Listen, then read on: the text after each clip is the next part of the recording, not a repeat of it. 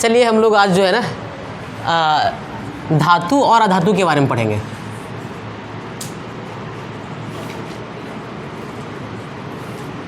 धातु और अधातु के बारे में पढ़ेंगे, ठीक है।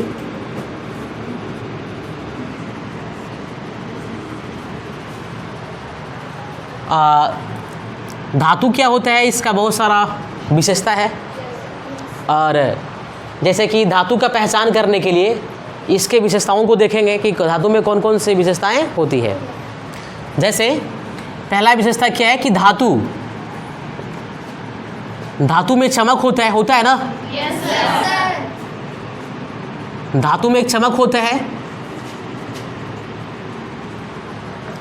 ये इसकी पहली विशेषता है धातु की, कि धातु में चमक होता है। दूसरा विशेषता क्या है, तो धातु में तन्यता का गुण पाया जाता है। तन्यता का गुण, हाँ।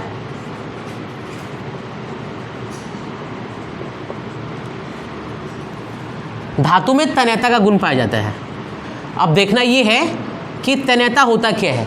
तन्यता क्या होता है, तो तन्यता धातु का वह गुण है जिससे धातु से हम क्या है, लंबी तार बना सकते हैं। हाँ, धातु से लंबी तार बना सकते हैं इस गुण के कारण, तन्यता गुण के कारण।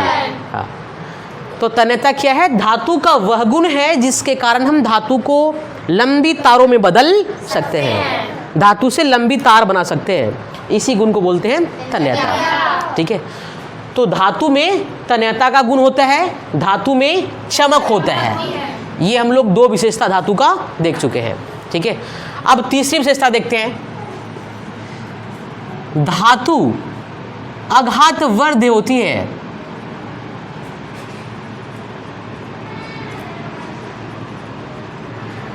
धातु अघात वर्ध होती है। हाँ, धातु अघात वर्ध होती है। अब देखना है कि ये अघात वर्धता का गुण क्या होता है। अघात वर्ध कौन सा गुण है, तो ये देखना है। हाँ, ये ठोस, ये धातु का ये अघात वर्धता एक ऐसा गुण है जिसके कारण धातु को पीट पीट करके हम चादर में बदल सकते हैं, पतली चादर में बदल सकते हैं। इसी गुण को बोलते हैं अघात वर्धता। तो धातु अघात वर्ध होती है, यानी इसमें अघात वर्धता का गुण पाया जाता है। और अघात वर्धता या अघात वर्ध ये कैसा गुण है, तो ये धातु का वह गुण है जिसके कारण धातु को पीट पीट करके हम पतली चादर में बदल सकते हैं। इसी गुण को बोलते हैं अघात वर्धता। चलो चौथा विशेषता देखना है। धातु में ध्वनिकता का गुण पाया जाता है, ध्यान रखना है। धातु में ध्वनिकता का गुण पाया जाता है।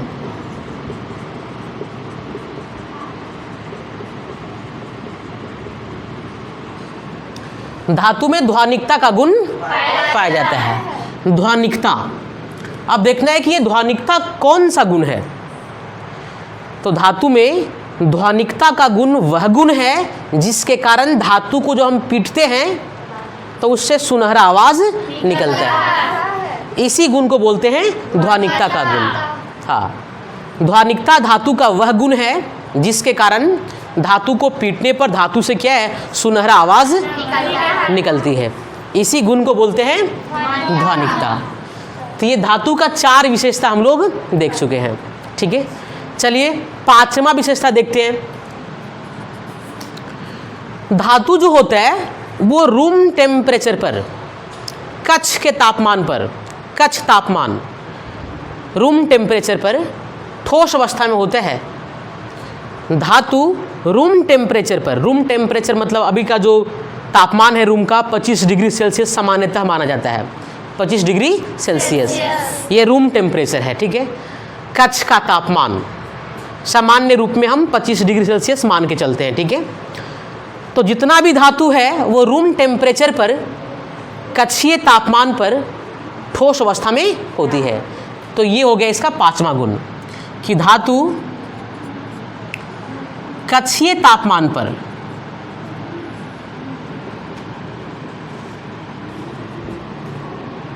कक्षीय तापमान 25 डिग्री सेल्सियस, कक्षीय तापमान पर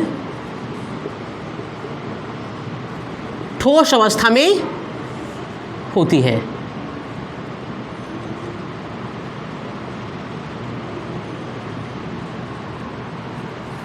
ये हो गया पांचवा गुण कि कक्षीय तापमान पर ये कौन सी अवस्था में होती है?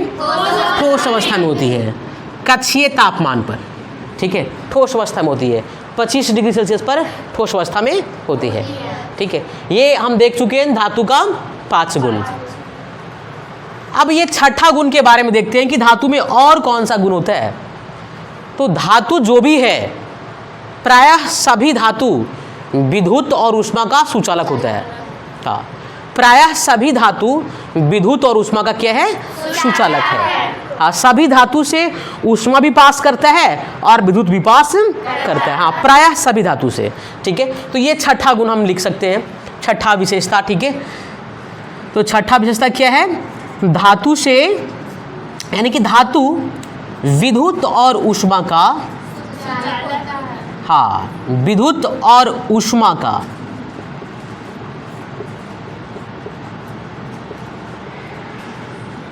सुचालक होता है। चलो, ये हो गया 6 गुण किसका? धातु का। अब इन 6 गुण में हम देखेंगे कुछ अपवाद भी, कुछ अपवाद देखेंगे। ठीक है, जैसे कि अभी लिखे हैं छठा गुण की धातु विद्युत और ऊष्मा का सुचालक होता है। प्रायः हम मान के चलते हैं कि हीरा भी धातु है, ऐसा करके, लेकिन हीरा जो है वो अपवाद के रूप में है, अपवाद के रूप में है। ये हीरा विद्युत का कुचालक होता है। क्या होता है? हाँ, हीरा विद्युत का कुचालक होता है। ऐसे मान के चलते हैं कि हीरा सबसे कठोर धातु है ना, धातु के ही श्रेणी में प्राय रखते हैं। ऐसे इसको अधातु के श्रेणी में भी रख सकते हैं, लेकिन प्राय इसको धातु के श्रेणी में ही हम लोग देखते हैं। ठीक है, तो हीरा कठोर धातु है, सबसे कठोर धातु है, लेकिन विद्युत का क्या है? कुचालक है। तो यहाँ पर ये हीरा अपवाद के रूप में है कि ये धातु होते हुए भी विद्युत का कुचालक है।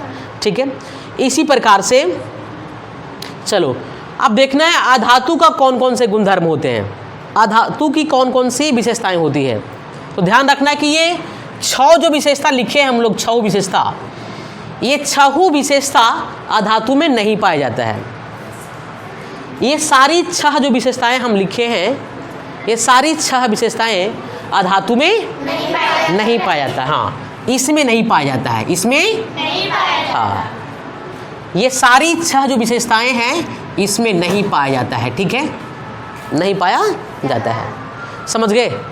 यानी कि अगर तुमको लिखने के लिए कहा जाए कि अधातु के विशेषता को लिखे, अधातु की विशेषता को लिखे, तो सीधा लिखेंगे कि अधातु उसको बोलेंगे जिसमें चमक नहीं होगा, अधातु उसको बोलेंगे जिसमें तन्यता का गुण नहीं होगा, अधातु उसको बोलेंगे जिसमें आघात वर्ध्यता का गुण नहीं होगा, यानी कि जो आघात वर्ध्य नहीं होगा।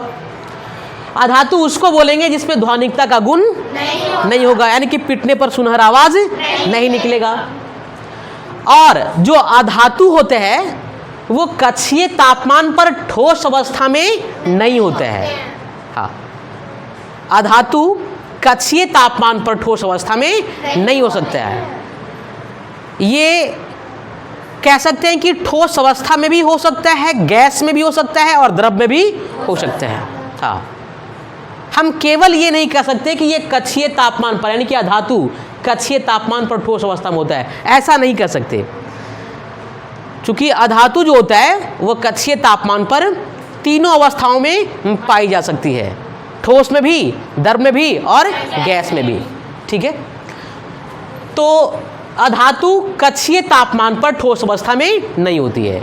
ये हो गया अधातु का गुणधर्म, जिसके आधार पर हम अधातु की पहचान कर सकते हैं। छठा क्या लिख सकते हैं हम अधातु में कि अधातु विद्युत और ऊष्मा का सुचालक नहीं होता है, सुचालक नहीं होता। अधातु के बारे में हम लोग देख रहे हैं, इसका उल्टा, ये छऊ का उल्टा। हाँ, समझे कि नहीं? तो अधातु की बात करें तो अधातु में ये जो धातु का गुणधर्म होता है, छठा गुणधर्म कि धातु विद्युत का और ऊष्मा का सुचालक है, धातु। लेकिन अधातु की बात करें तो अधातु विद्युत और ऊष्मा का सुचालक नहीं होता है, मतलब ये कुचालक होता है, अधातु कुचालक होता है। ठीक है, समझ गए? तो ये था धातु और अधातु में फर्क। अब इसको इरेज करते हैं, अगर आप लोग लिखना चाहें तो लिख सकते हो।